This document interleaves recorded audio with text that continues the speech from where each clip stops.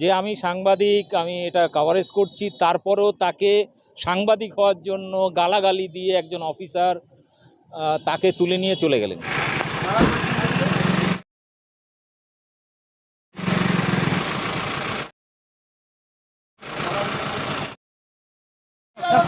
Police officer এসছে তো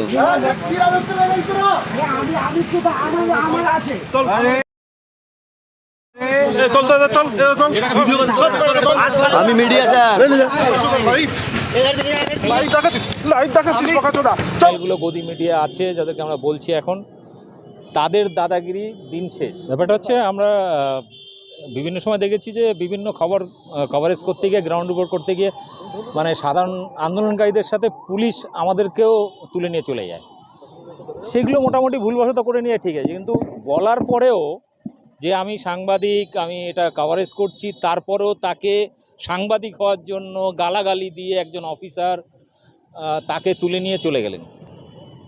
পরে অবশ্য রাতে ছেড়েছেন, কিন্তু তার ছাড়ার পরেও তাকে হুমকি দেওয়া হয়েছে থানায় এসে দেখা করবি পরের দিন সকালে।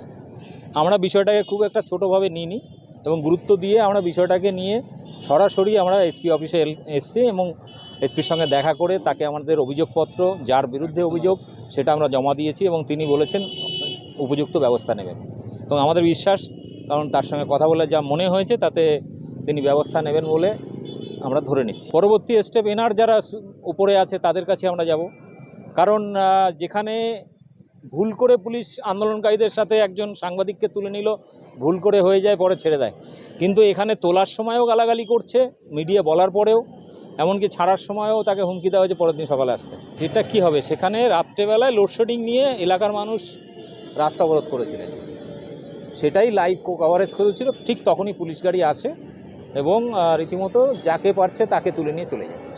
এবং এটা আমতা থানা।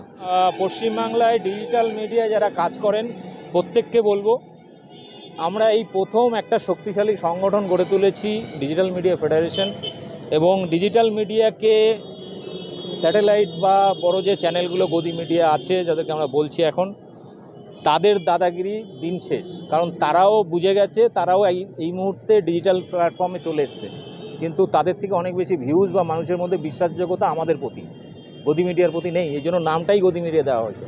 ফলে আগামী দিনে ভবিষ্যৎ আমরা, ফলে আমাদের উপরে যদি কোনো আক্রমণ আসে সেক্ষেত্রে কিন্তু আমরা হয়তো কমপ্লেন করছি, এরপরে এর থেকে আরও কোনো বড় রাস্তা আমাদের হাঁটতে হবে, যদি না এই ধরনের ভুল না হয় আর কি।